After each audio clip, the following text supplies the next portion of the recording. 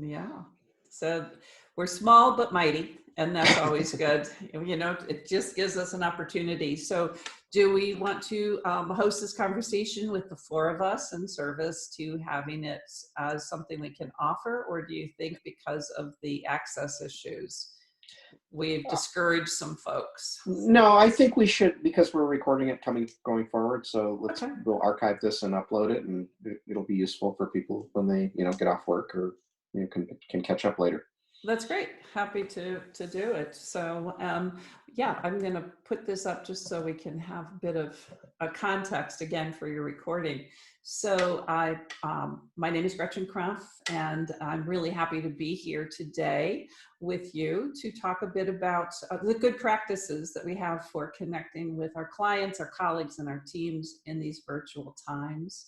This is a San Juan County EDC Lunch and Learn, and it is Tuesday, May the 12th.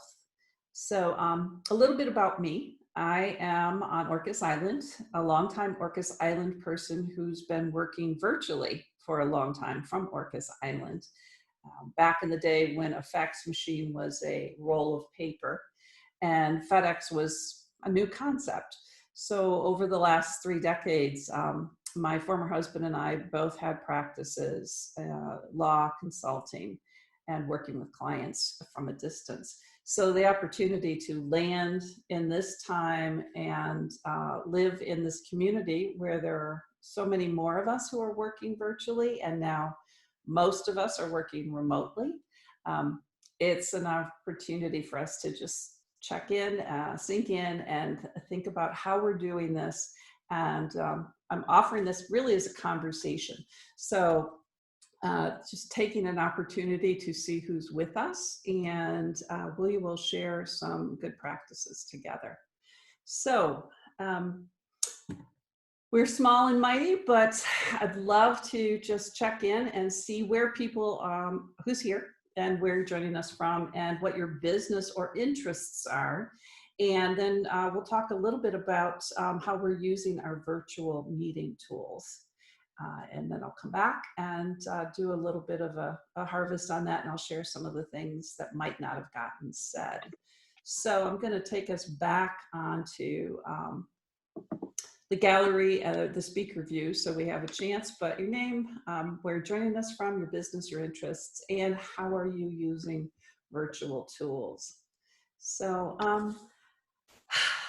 let me hand this off. And one of the things I have found too when working with groups is the opportunity to really have the visual on. It's so much more potent. So I'm looking at the screen, and one of the ways I've found to host a check-in well is as the host is to invite someone and then move it to the next person. So let's start with Mickey, and then Mickey, you'll be followed, Steve, you'll follow Mickey. So Mickey.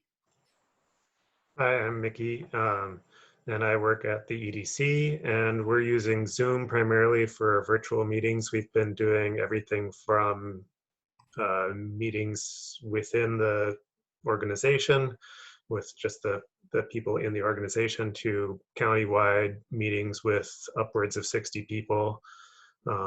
So we're using them for all sorts of purposes at this point. Great. And next up is Steve. Thank you. Thanks. Yeah, my name's Steve Fleschenbeck. I'm calling in from Friday Harbor.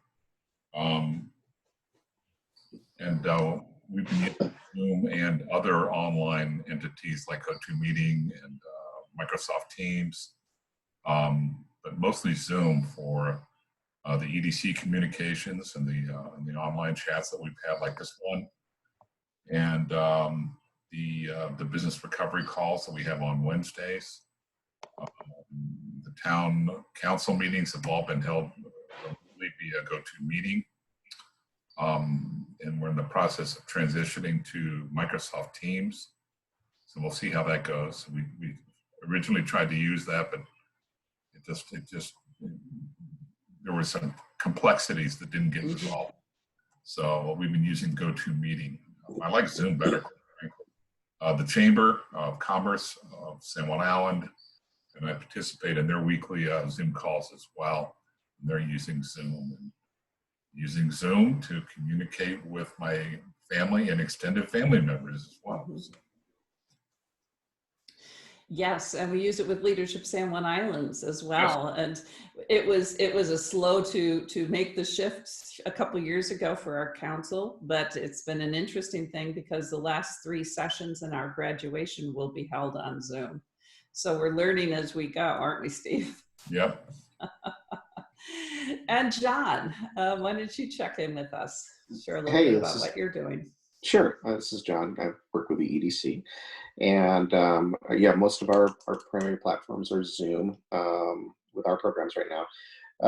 With other outside entities that I've been coordinating with the last few weeks, it's been a combination of Microsoft Teams, GoToWebinar has been one, and what was this last one? Is called WebEx Meet.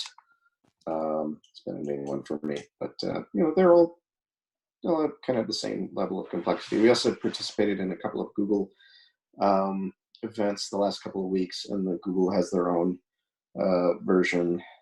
It used to be Hangouts, and now the word they use has completely escaped me. It's got Meetups, perhaps. Yeah, I think it's Meetups. It's out of the ashes of Hangouts. Right. Well, and then the tools that can go with that as well. So being able to share documents, and Mickey, I know that you've got our tech collective on Slack, and being able to use some of the tools for team sharing.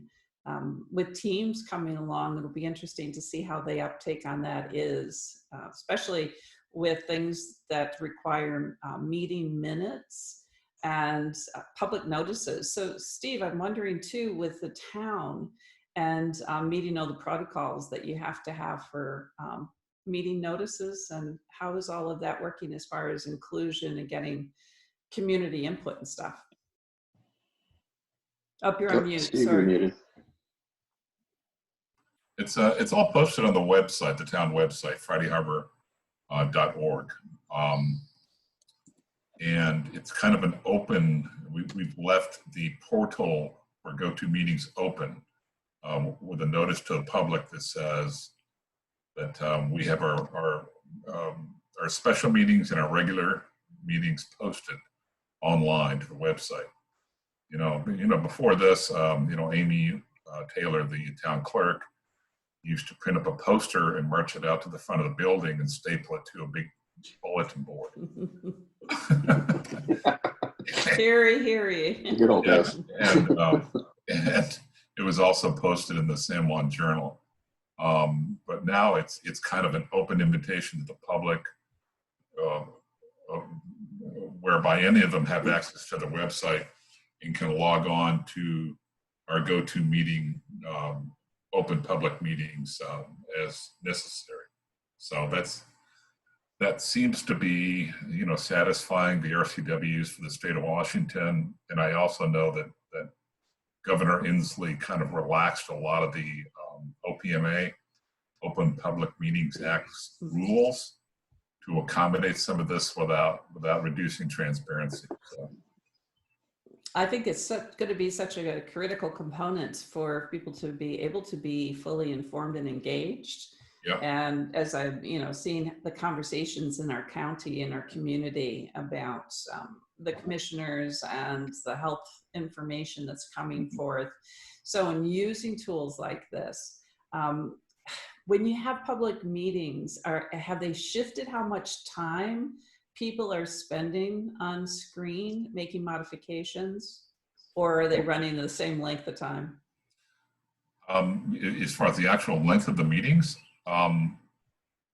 they're actually quite a bit shorter, which is good to a certain extent. One thing that I have noticed is that our normal in-person town council meetings virtually ever have anybody in attendance from the public, unless we've got a public hearing or we have an application or we have an announcement or somebody who's to be recognized, or like I said, a public announcement. But we rarely have anybody attend the meetings just because they're interested. I have noticed our last 3 online meetings, there's half a dozen people that I've never heard of or don't know that are logging into the meetings. And we're trying to recognize their presence. I think they're trying to be mostly incognito. But we're giving them an opportunity to, that we see that they're logged on, they're participating in the meeting and listening, and we're opening up the floor to them for their comments if they have anything, which has been pretty silent up until now. But they're still logged on and watching now, which they could do before because the meetings were publicly recorded. Right. But now it seems to be simpler or a little more commonplace and easier for them to do. So, which is, I think, overall, it's a good thing. It's created an opportunity for more inclusion. I definitely am seeing this. I want to welcome Robert or Bob. How do you prefer to go? Oh, Bob. Hi, Bob. Welcome. I'm Gretchen Krampf, and I'm hosting a conversation today on what we're doing working virtually. And so we landed in the circle with a check-in of who are you, where are you, and what is your business or your interests, and how are you using virtual meetings to meet those needs? So if you just give us a little context. okay. I'm on Orcas Island. I'm a financial advisor, and I use Zoom meetings to talk to clients around the state. So you're using Zoom as your preferred platform? Correct. Yeah. Yes. Well, we've got a few folks. Do you know John and Mickey from the EDC? Have you met them before? No. Okay. So why don't we, because we're a small and mighty group. And I think one of the key things that I value about the opportunity with the EDC is the chance to meet people in our community and find out what they're doing. So Steve, Mickey, and John, if you just make yourselves introduced to Bob. Sure. Hey, Bob. This is John Yes. Gomez. I work with Victoria and Nikki at the EDC. I'm the business recovery coordinator. I've been working on a lot of the different recovery programs that that have been rolling out over the last few weeks, focusing a lot on unemployment issues and helping out on PPP and EIDL kind of stuff. It's been a lot of triage for the last few weeks, but we seem to be finally moving in a good direction here. So Our go-to guy. Thanks, John. How about you, Mickey, and then Steve? Yeah, I'm Mickey. I also work at the EDC, and I'm sort of a jack of all trades there, just working as projects as they arise. So It's good to have you. And Mickey's kind of our circle up the tech workers, those of us who are knowledge workers and working from home, which has been a great addition to find ways for us to know each other a little bit more from working virtually. And Steve. Oh, you're on mute, Steve. Sorry. Steve Escherbeck. Most of you know me. I sit on the EDC board of directors, not as a voting member, but as a representative of the Friday Harbor Town Council. And I also serve in a similar capacity on the board of directors for the San Juan Island Chamber of Commerce. And I spend a lot of time with our Leadership San Juan Island program, as does Gretchen. I've been the treasurer for 11 years now, and been the host of Governance Day for nearly as long. And I do a lot of other ad hoc things around town, including trying to maintain this property of mine. So, which I've got lots of gardening projects going on right now. So, anyway, that's all that keeps my days pretty full, and happy to participate today. Yeah, it's good to have you because I think, up here in the islands, those of us who are running consulting practices and working with our clients at a distance, we've been using a lot of these tools. But what I've noticed, I've lived in the county for 30 years with Bob, and I'm on Orcas as well, is there's been the challenge in the uptake of working virtually across the islands to be able to reduce the amount of time one spends going to a meeting. So in some ways, the thrust of this pandemic is upskilling people pretty quickly to be able to see one another, work with one another. And I think the transparency for the town and the county will be a real asset coming on. I'd asked Steve about the length of time that meetings were being held, because I have found that people's energy using virtual meetings changes, it's less. They become de-energized after too much screen time in the course of a day. And I just delivered 8 days of training, and the modules were 2 hours and 45 minutes, which was really, really a lot of time working on the screen. So we used a lot of the breakout room capabilities, the chat, to give people a bit of a break, and building in regular breaks through the flow of a long segment like that. Having worked with leaders and their teams, I think the ability to have consistent and regular touch with them briefly, so stand-up meetings, one-on-ones, and having them regularly scheduled so that people can find that time to see and check in with one another without it having to be too long a time in between. Welcome, Anne. Good to have you joining us. As far as the boundarylessness that we're dealing with, having our workplace and our home place and our families with us, how are you defining the space of the work and family time? Anybody have any good practices that they're employing if they're needing to balance both in the same space? John?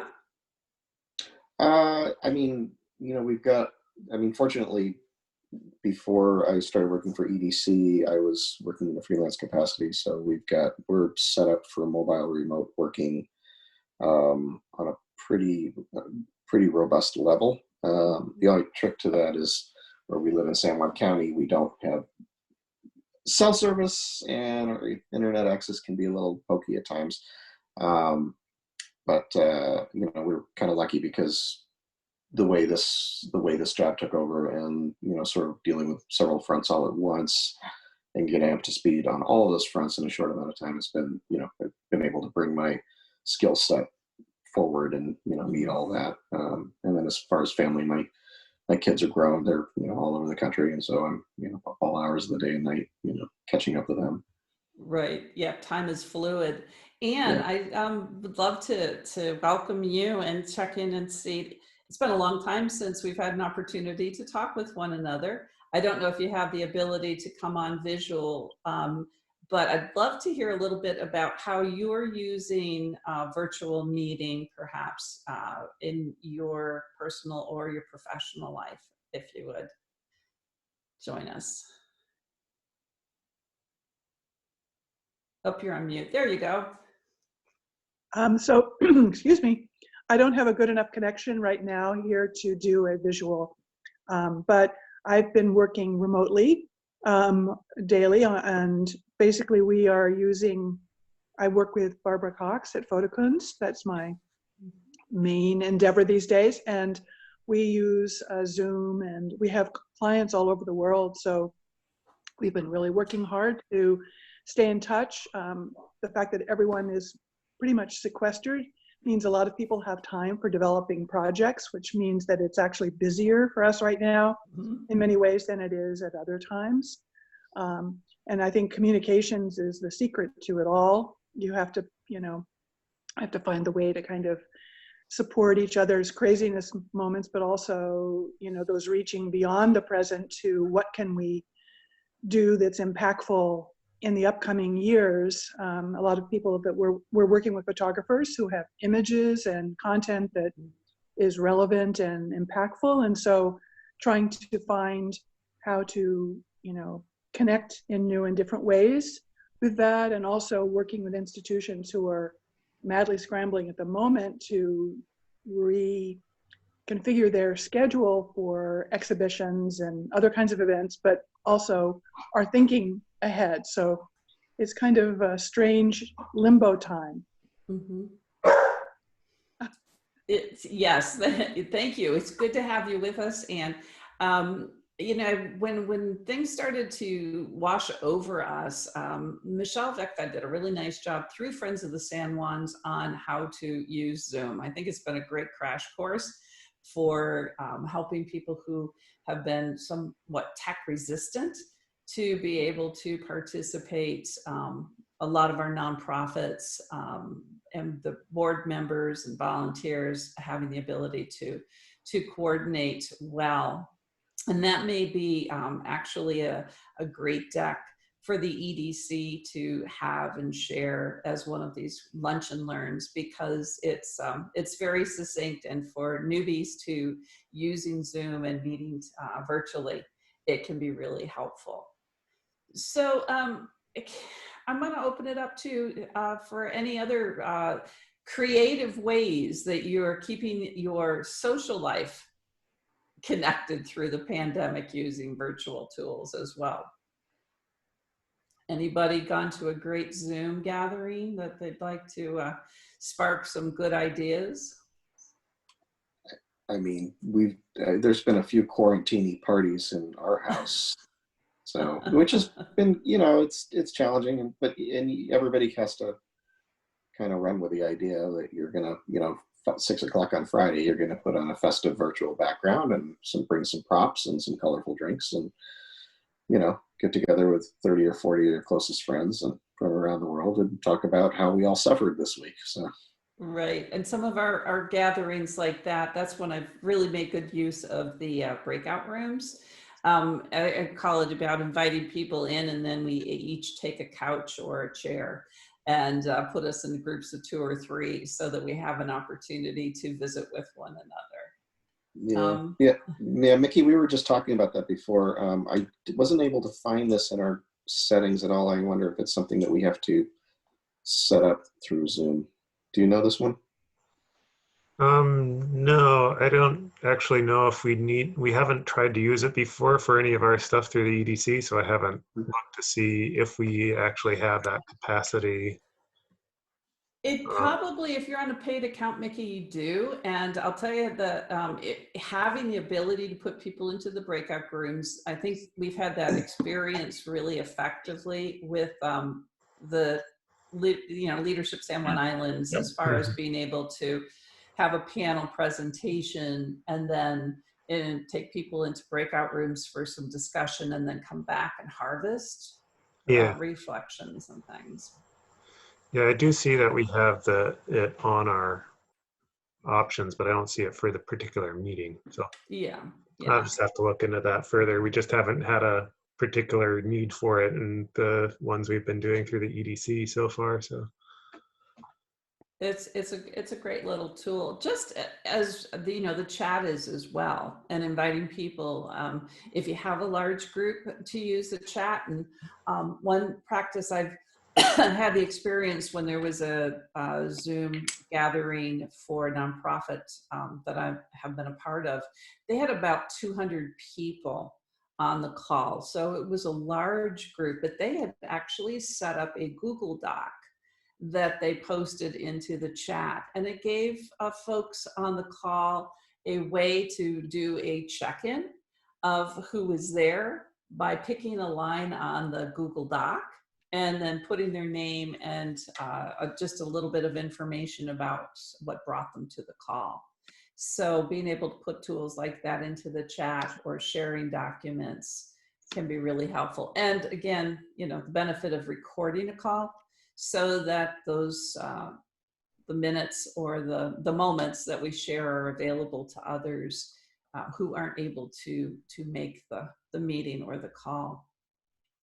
The opportunity coming up over these next few months, and the challenge can be as well, is we're talking about year-end evaluations in a lot of the organizations where I'm working. So how to upskill the ability to have strong relationship ties using the virtual dimension. That's what we were talking a little bit earlier about, having some consistency with, if you're leading others or working with others, so that there's a good relationship in place as opposed to long gaps between. And also being able to reduce your distractions, obviously. So seeing the spaces where we're working from and in right now. We've had some folks actually needing to work from cramped quarters like the inside of a closet to be able to have some space and privacy from the kids and the pets. Folks living in urban areas, vastly different than those of us out here in the San Juan Islands. Really grateful for that. Any other ideas or comments or good practices that you're using? Bob? The only thing that I do is, prior to having a meeting, I send an introduction email telling people what not to do. Mm-hmm. You know, look behind you. Does your room look like it's a mess? How are you dressed? People wear a sweatshirt or something, and then stand up and find out that they're not appropriately dressed below the waist. That's right.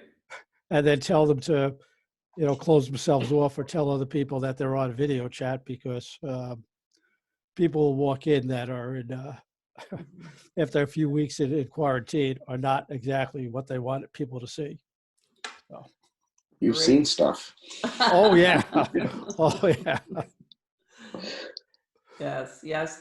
Now, Bob, when you're working with a client, do you also kind of set up an agenda for the flow of the conversation?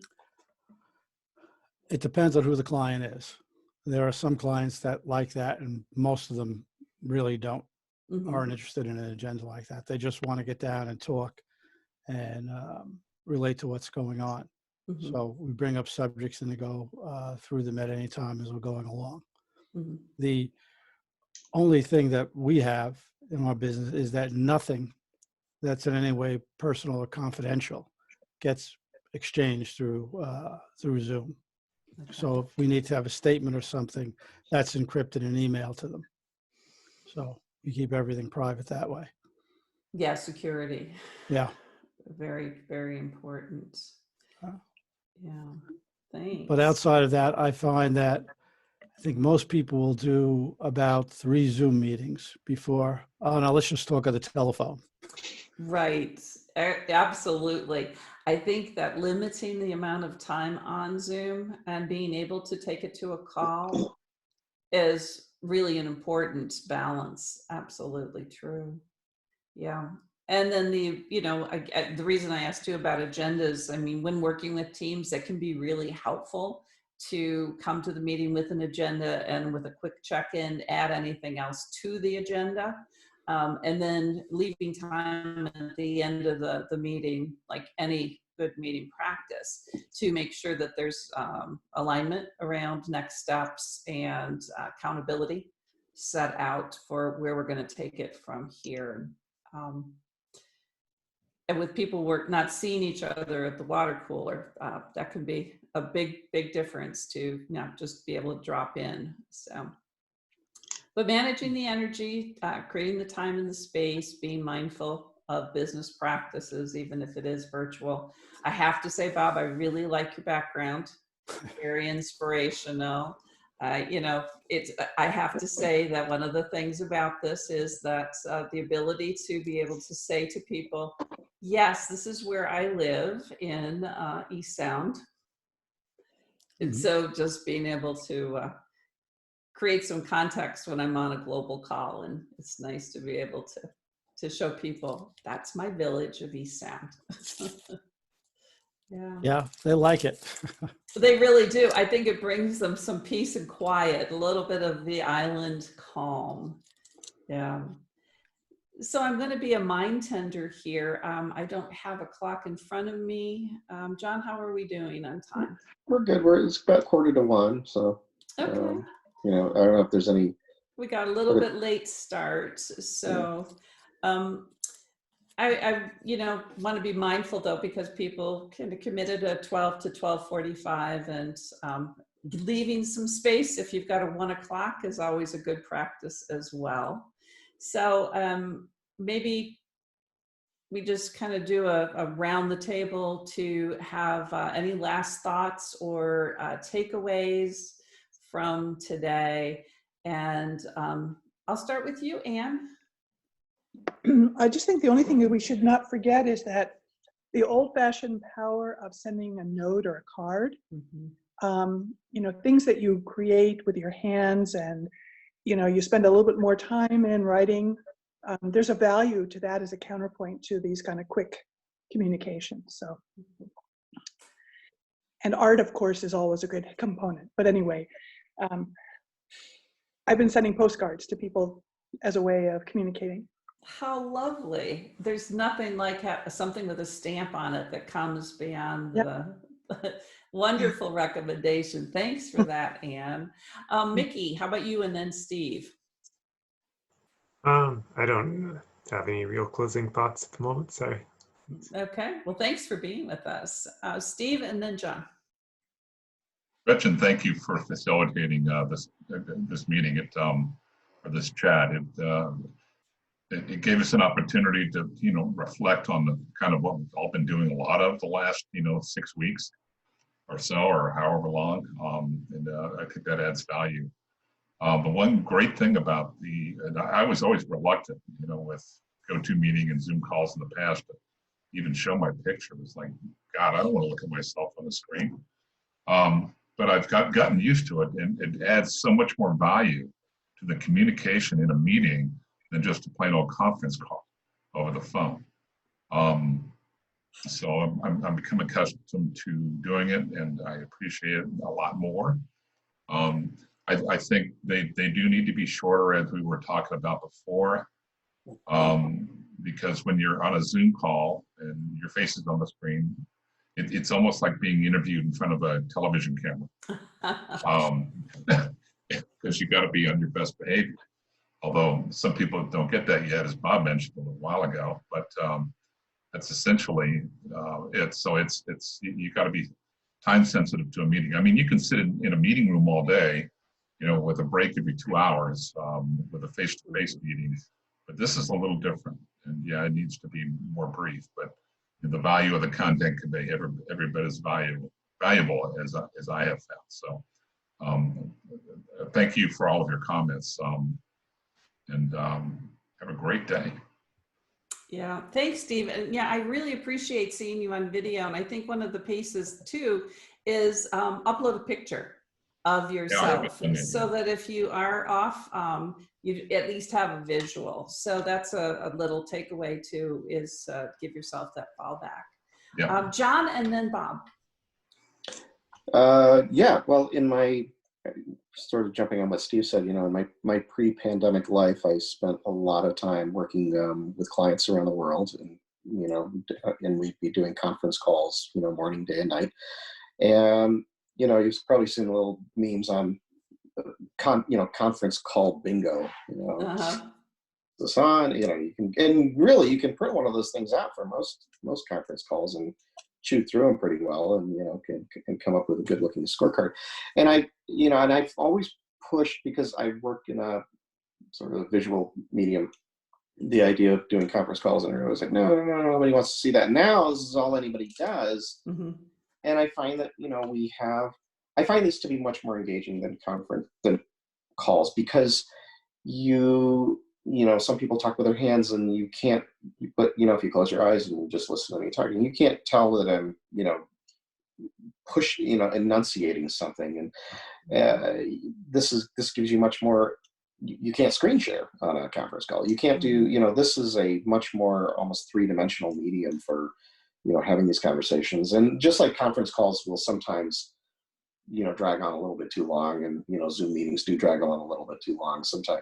We're all, I think, for one thing, we're all excited to have people in our house, right, that aren't our immediate family members. I mean, look at you guys, and I get to spend time with looking at people's faces instead of hearing them over the phone and not really being able to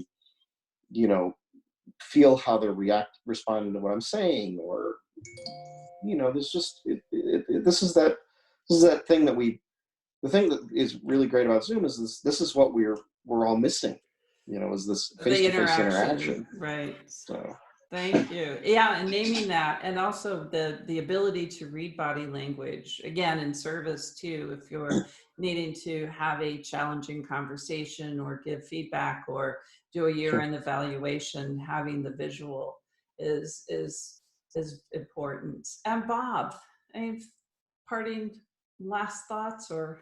Well, I would agree with Ann. What I do after a Zoom meeting is I send a note to people, just thank them for having been there. Really elegant. Seems to work. That's great. Well, really nice to meet you and to see the rest of you. Thank you so much for the opportunity to have this conversation, and we can continue it at any time. So thanks so much. Have a great afternoon all. Bye-bye. Bye-bye. great, thank you guys. Thank you. Thank you.